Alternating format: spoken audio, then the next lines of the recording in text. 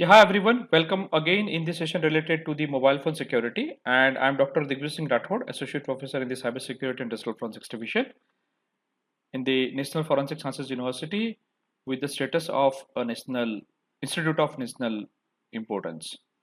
So I think today I have a plan to discuss about the three more important tools related to the disassembling of the text files as well as the reverse engineering. And these three tools are the Haxdump, TextDump. The last one is the combination of two more tools, that is a text-to-jar and the JD-GUI. So we'll go ahead. Now, deassembling a text file. Now, as you can see on the screen that the Android's build process compile your Java source code to the bytecode that is called the class file and later convert it along with the sources into the text file used with the help of the Dalvik, that is called the Dalvik executable format to run efficiently on the Android device. So I would say that the Dex executable code is nothing but it is an optimized code. So you will have the Java file, that is it could be any activity or the normal Java file. Then what the Java compiler will do, it will create the class files. Now suppose if if I have the one Java project, you may have more than one class file. So what the Dex compilers or the Android runtime it will do, it will pack this class files, optimize the code and create the text file. And this text file, they are ready to run on the Dalvik virtual machine. You don't need to interpret it. So this allows you to create a Dalvik virtual machine's bytecode from the text file. So as you should not one word here is called Dalvik virtual machine bytecode. And the class file have the Java bytecode, which in the normal desktop or the laptop applications, you have the Java virtual machines which will interpret your Java bytecode into the machine code. But we already discussed in the earlier version also, because you have the limited memory and the processing with your mobile phone, it is not at all technically and feasible, or the performance wise it is feasible that runtime you can convert the different class files of your Android application into the machine code. Because suppose if you run a 10 applications, then you may have let it be a 10 class files in each of the applications, then you have 100 class files. Now if you run 10 applications simultaneously, then it is a responsibility of the Java virtual machines. Normally Java virtual machines will create a more than one instance. Suppose if there is a 10 applications, then it will create a 10 instance, and each instance will handle the set of classes. Now it is very difficult for creating a 10 set of Java virtual machine instance in the mobile phone, and each of the virtual machine will convert the Java bytecode into the machine code. So that will put a more overhead on your processing power and the memory of your mobile phone, and we know that we have the limitation. So for that, the Android OS, what they will do, they will pack all those Java files, they will do a code optimizations, and they will convert into the Java virtual machine bytecode. And that is called, that will be performed by, prior it was performed by the Java virtual machine, but now this will be performed by the Android runtime. So they will create the Dex, no, Dex files. I would make one corrections that the Dex compilers, prior the compilers, they will optimize the class files and they will create the Dex files. But now in a newer days, the Android runtime is responsible for packing those class files, optimizing the code, and generating the text file. And this text file is nothing but this is called is called a Java executable code. So that applications, you don't need to interpret it. That applications will run directly on your Android phone. This is what the way, even though you have the limited memory and the processing power in your mobile phones, they'll find a way to run it efficiently on your mobile phone. Okay, let's see. So let's talk about the text dump. So this is also the one of the tools which is used to, convert your text files into the Dalvik virtual machine code. So Dex tool is used to perform the following task. The ultimate task of the Dex code is you just need to provide the different text files, and what the Dex dump will do, it will convert the text files into the Dalvik virtual machine code. You should understand that it is a Dalvik virtual machine code. You don't get the source code. That is, it's very important to understand it. So you should have a thorough knowledge about the different instruction set related to the Dalvik virtual machine code. Otherwise, it is difficult for you to understand the Dalvik virtual machine code. The third thing is this allows you to create the Dalvik virtual machine code from the text file, to compile the text bytecode to the Java source code. There are no official tool. So this is what I would say one of the limitations. As I told you that from the text file you'll get the Dalvik virtual machine code. But from the Dalvik virtual machines code, if somebody wants to get the Java source code, then no official tool is available. So for that, to understanding the Dalvik virtual machine code, you should have a thorough knowledge of a different, I would say, tools and instruction set of the Dalvik virtual machine code. Now let's understand that there are the few commands which you need to understand if you really wants to work with the Haxdump. The first one is if you really wants to extract the classes and the methods from the APK file. Then we need to use a Haxdump and just need to provide the APK file name. This will extract your classes and the methods from the APK file. The second thing is if you really wants to display the header informations of the text files that is containing in the APK file. So you should remember that they'll talk about the header information of text files. Then you just need to write the Haxdump -f and you just need to provide the APK file. This will give you the header informations of your text files. The third thing is if you display the deassembled output of the executable section, that is a text code, then you just need to write a Haxdump -d and you just need to provide the APK file name with it. Okay, and the last one is output result to the file. If you want to store that output in any of the files, then you can write a Haxdump -o. You just need to provide the file name or the path with the file names, and you just need to provide the APK file. So these are the four simple set of, I think, options available. So if you like a Haxdump space the APK file, that will extract your classes and the method of the APK file.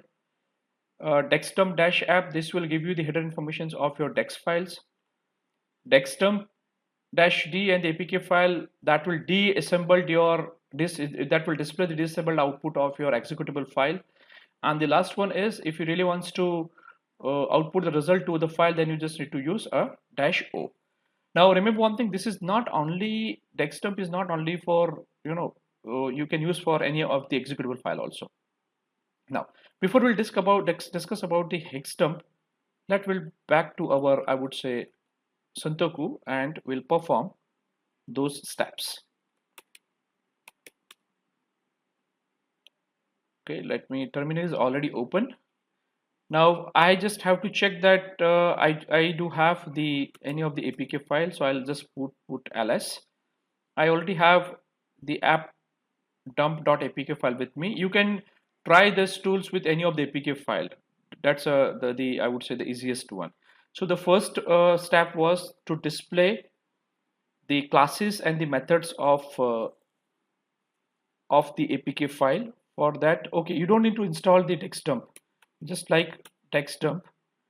And if you want to display the classes and the methods of any of the APK files, then you just need to write Haxdump and give the APK file name debug.apk. Now remember one thing, if you enter, because it's normally gives you the bigger output. So what we normally do, if you want to exit from it, we just normally press a Ctrl Z. Okay, so what I'll do is, so I'll do one thing, I'll say pipe sign and less. So this will give you the output. You don't get the continuous output. Okay, so this is what the way you can get. So this options will provide you. It will give you the list of the classes. So I'll get the classes 0 along with the different methods. Also you'll find that here you'll find the string variable also. So I told you that if you really wants to play yourself with the Haxdump, you should have the thorough knowledge of the instruction set of the Dalvik virtual machine bytecode. So this is a class 0. Then I think we may have the different classes here. We have the class 1. They will give you the class descriptions also. And I think for that you should have the thorough knowledge of the Haxdump machine bytecode. Okay, so this is what the display the classes and the methods of your APK file. Okay, so the second options was I would say it is related to provide I would say displaying the header informations of the text file. For that we need to use the dash app. So I would say that I already have so what I need to do is you just write Haxdump dash app, your APK file name, and pipeshine with the lash option. So this will display the header informations of your text file. So this is what the header informations you will get. Okay, this is also Haxdump is also used in the case of to do the analysis of your any of the malware or the malicious applications related to the Android file. Okay, so this will give you the header information. Now let's will go ahead. Let me exit from it. Okay,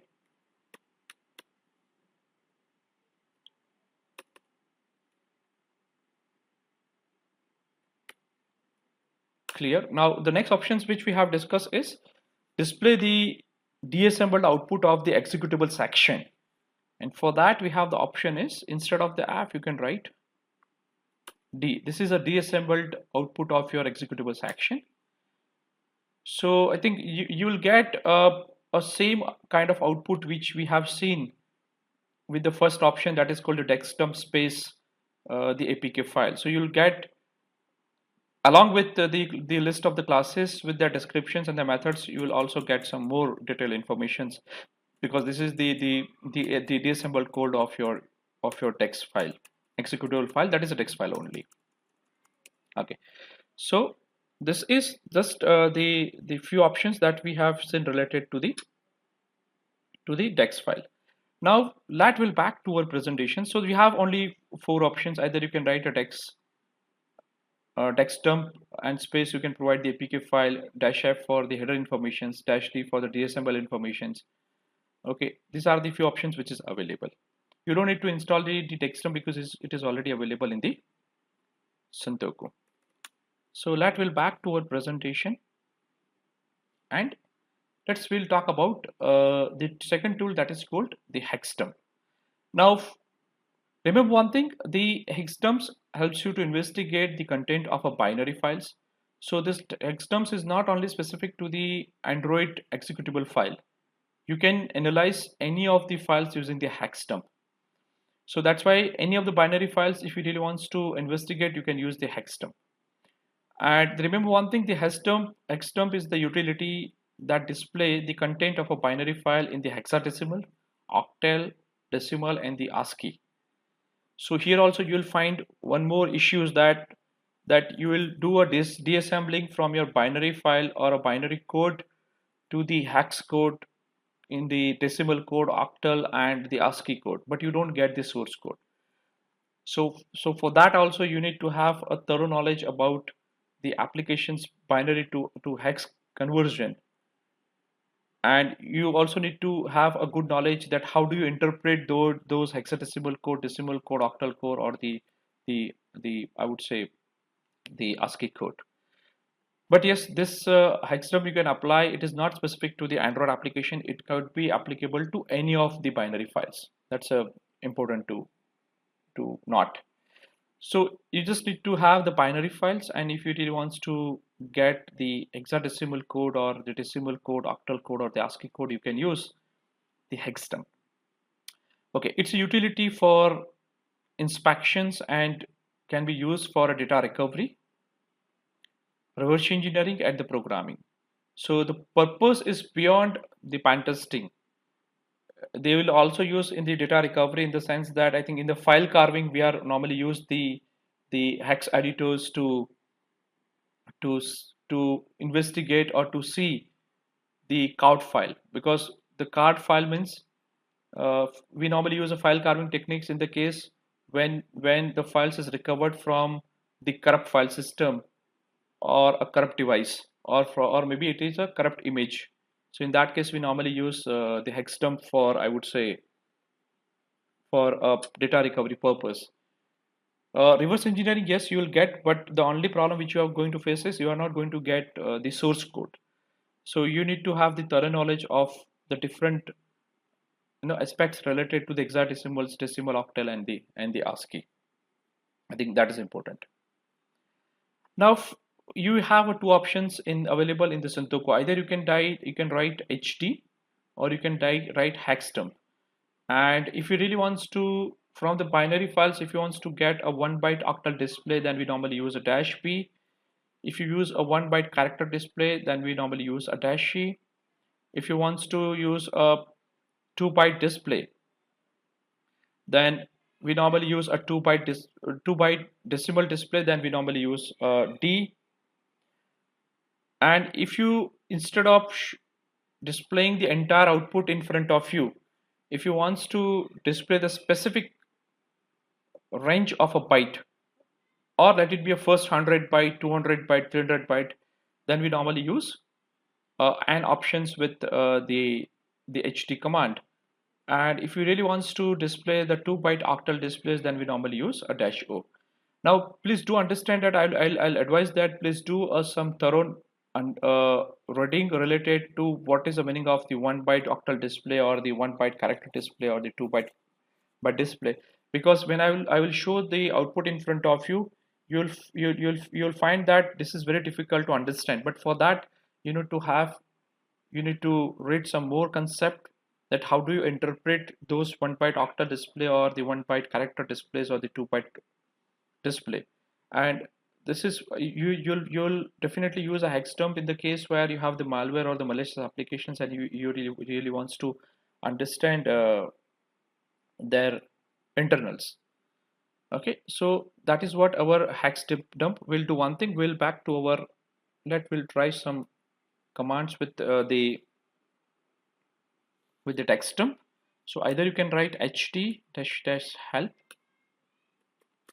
and you can have a few options in front of you, or you can do one thing, you can write Haxdump -h. I think both have the same meaning.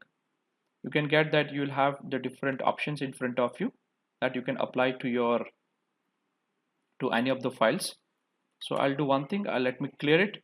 So I'll write, we'll start with some of the options, like, I'll say hd and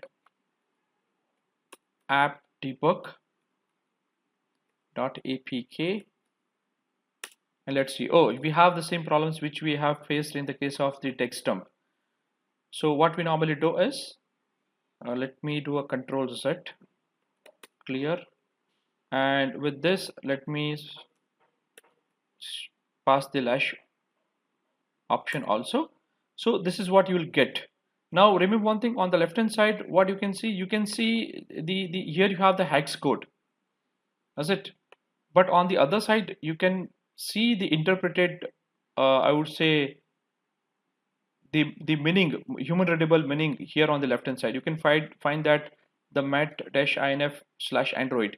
But obviously if you are using the Haxdump for the interpretations, or to understand your executable file, you need to work very thoroughly. You don't get, you don't have the facilities where, because you don't have the source code in front of you. So you need to check each of the options very carefully. So if you want to, right, you can use these options. Is it okay? Let's see that. Let me do a Control-Z, and we'll see if somebody says that I want to see the 1-byte octal display, then you just need to pass here is a -p and enter. So this is what the way you can get the 1-byte octal display. Okay, I think if you observe that the only thing is, suppose, let me do one thing, let me run again, and if you check this is the offset. It start with the 000, and this is, I would say, its offset is start with 0, then you have a 10, 20, and this is what the way offset is got increased. So please do understand that how do you interpret this 1 byte octal display. Control Z. Now if somebody says that I want to see the 1 byte character display, then I'll enter C. So this is what the way. I don't think that this is the good way to for the interpretation purpose, because this is going to be a more complex for you to understand it. A control set. Now if somebody wants to say that can I have the 2 byte decimal display, then I would say that you can write here is a D and enter, then you will have a 2 byte decimal display in front of you. Still reasonable as compared to the 1 byte character display, because you can read some of the content on the left hand side. Oh, it is going to be a quite complex also still. Okay, then I would say that somebody says that I want to see the first 100 bytes, then you can write 100. I think there is no need of flash, then you can get it. Okay, or you will say I don't want flash, because let it be a 200 bytes. You can get the 200 bytes. So this is what the way you can specify that how many number of bytes you want to see in front of you. So this is what the some of the simplest demonstration related to the Haxdump. The Haxdump and the Haxdumps, the only biggest problem is they don't give you the source code. So you need to do a thorough study, and you should have a thorough understanding that what is a 1 byte character displays or the 2 byte octal display, that you need to understand in a very well way. Then it is very easy for you to interpret your executable file. So we'll back to our presentations and we'll go ahead. So these two tools, I would say that you don't get the source code, but what you can get is, in the first case, you get your from a text code, you will get a Dalvik virtual machine code, byte code, and in the second case, from the text code, you will get the hex code, octal, decimal, or the ASCII. But in both the cases, you don't get the source code. So now, if you really wants to get a source code, I think the best tool which is available in the market is called the text-to-jar, that will convert your APK to the jar file, and then we'll use any of the Java compilers to interpret those jar files and display the source code. So we'll see that text-to-jar is a freely available tool to work with the Android specifically for the text, because we know that, as we may aware, that the text files are the compiled Android applications code file. And the third thing is the Android programs are compiled into the text, that is called the Dalvik executable, or I would say that Dalvik executable machine byte code files, which are in turn zipped into the single APK file on the device and the Java class file. So we have already discussed this one. I think if you create any of the APK file, that is ultimately you'll find the text file, and text file is nothing but it is ultimately a packed compiled optimized code or optimized class files only. Okay, now let's see that the text files can be created automatically by the Android by translating the compiled applications written in Java programming language. The core feature of the text-to-jar is to convert the class.text files to the APK to the class.jar or vice versa. So the first job of the text-to-jar is to convert your text file into the classes.text file into the classes.jar file. And once we have the jar files, we can use any of the Java compilers to get the source code. So even with the word itself, tell you that text-to-jar means converting your classes.text files into the classes.jar file. If you want, you can do a vice versa also. From the jar files, you can get the text file also. So it is possible to view the source code of the Android applications using the any Java compilers, and it is completely readable. So once you get your jar files, I don't think that you need to worry about it. You can use any of the freely available or the commercial Java compilers to get the source code from this classes.jar. Okay. Now there is some few options also available, like here you will get the .class files and not the actual Java source code. obviously, because dex2jar will convert your text to classes.text to the classes.jar file. So what you will get the dot class files.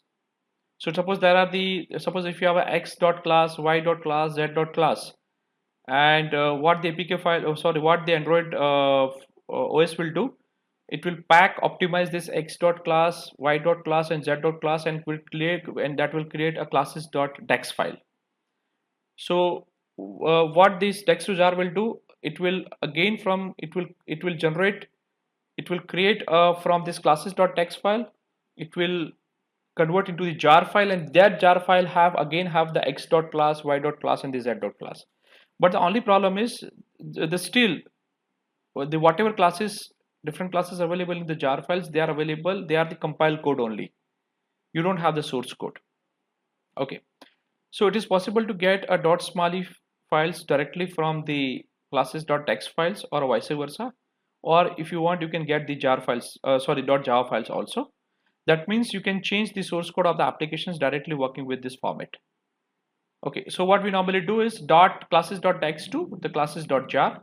Now we can use any of the Java compiler or the Smalley compiler to convert those jar files to the .smalley files, or we can use the Java compilers to convert that dot class files into the Java file.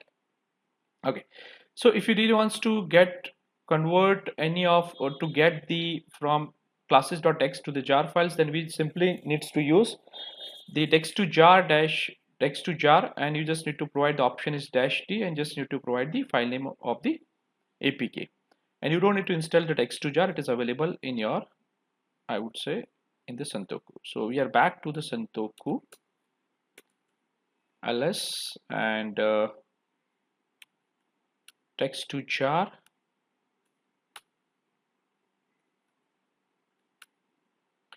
and let me click help. So these are the different options available in front of you, and we are going to use the first option, that is called the debug info. And if you really wants to understand or wants to do some more study in it, you can use the different options which is available with the text2jar. I would say we are going to use text2jar, and we just need to provide the name of the application. So -d and application name APK, and just enter. So this will they are trying to tell me that we need, they are trying to, because of this file, let me do one thing.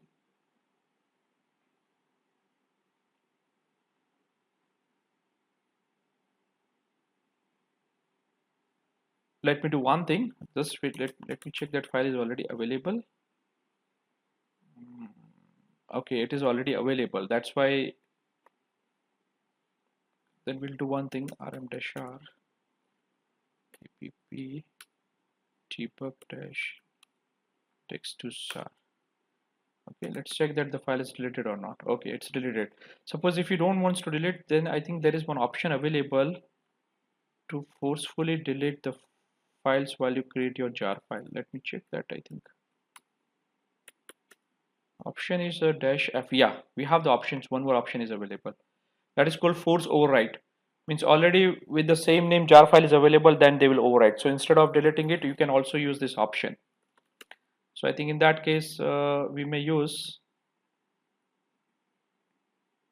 -d -f. So what this will do, this will create the jar file, and if the jar file with the same is available, then what it will do, it will forcefully overwrite that file. If you want that also, you can do. Okay, it is trying to create the jar file. So now the file is got created. As you can see that app-debug.apk, it has created the apk debug-text2jar file. So that I think we can see here that jar file is got created. So now your classes.text file, which is available inside the apk-debug.apk, this has the classes.text file. Now it is got you got the jar file, means the I would say the classes.jar file which is available inside this, I would say in this file. Okay, so we already have the jar file. Now please remember one thing, I have used app-debug.apk file. You can use any of the apk file, it doesn't matter. You can use a device apk file also if you want to get the jar file. Okay, now let's go back to our presentations, because now we got from classes.text we got a classes.jar, but we know that that jar file have the different class files, java class files. That's not, those class files are not source code. So what we need to do is, now to we need to use any of the java compilers which can understand those class files and provide us the source code. So for that we are going to use a JD-GUI. So JD-GUI have a two flavor. One is a command line and one is a graphical user interface. We are going to use the JD-GUI, that is called graphical user interface version of the Java compiler. So JD-GUI is a standalone graphical utilities that display the Java source code of a class file, and that you can use for any of the Java application. You can browse the reconstructed source code with the JD-GUI for the instant access to the method and fields. If you open the .jar files with the JD-GUI, you can view the source code of the application, which is Java classes, in the readable format, and it is also very easy to navigate through the code. So it's very easiest way that you can use the JD-GUI compiler, Java compiler, graphical user interface compilers to get the source code, Java source code from the Java class file. What you need to do is, you just need to provide, if you really wants to get the latest version of the JD-GUI, you can visit this web link to understand the more detail related to the JD-GUI, because JD-GUI have so many different options. Now if you want to get the source code from the class file, then you just need to write JD-GUI and you just need to provide the classes underscore d2j.jar file only. Okay, so let's go back to our Santoku, and I will write JD-GUI, and you just need to write app debug text to jar. You just need to provide the jar file. Now when you enter, what it will do, it will use a GUI version. So here you'll get, I think we know that our most of the class files, they are always stored in the com.gfsu dot your application name. So here the application name is my application test. So I'll click on it. Okay, I have the simplest 3 file. This is the source code, and when I click on it, I'll get the Java source code. This application is nothing but this is just displaying the hello world. That's the only thing is. So you'll get the source code of your classes. If you click on the build.config, you would also get the build.config, and if you click on the resource file, you'll definitely get the details about the resource file. Here this is the very simplest application, so you'll find only one Java file. In other cases, if you have the bigger applications, you will get a bigger list of the Java files. I think in the upcoming sessions, we definitely going to do apply the different OS top 10 Android for the Android applications on the Diva application. So when we convert the Diva APK file into the jar file using the text to jar, and from the Diva dash text to jar files to the Java file using the JD-GUI, you definitely you will get a bigger list of Java files. That's the important point which I want to show. That will back to our presentations. So that is what the JD-GUI will do, and let will summarize in its easiest way that the text to jar and the text dump and the Haxdump, they both are the deassembling tool. The only problem with this tool is that you don't get the source code. In the case of the text dump, you definitely get a that will convert your binary code into the Dalvik virtual machine bytecode or the Dalvik bytecode. The only problem with the Dex to dump is you should have the thorough knowledge about the different instruction set related to the Dalvik bytecode. Otherwise, it is very difficult to understand the Dalvik virtual machine bytecode. The second is the Haxdump. The beauty of the Haxdump is that will be that you can use the Haxdump with any of the binary file. It's not only limited to the Android application. You can try with the Windows applications also, or any other applications also. The only problem with the Haxdump also have that you don't get the source code.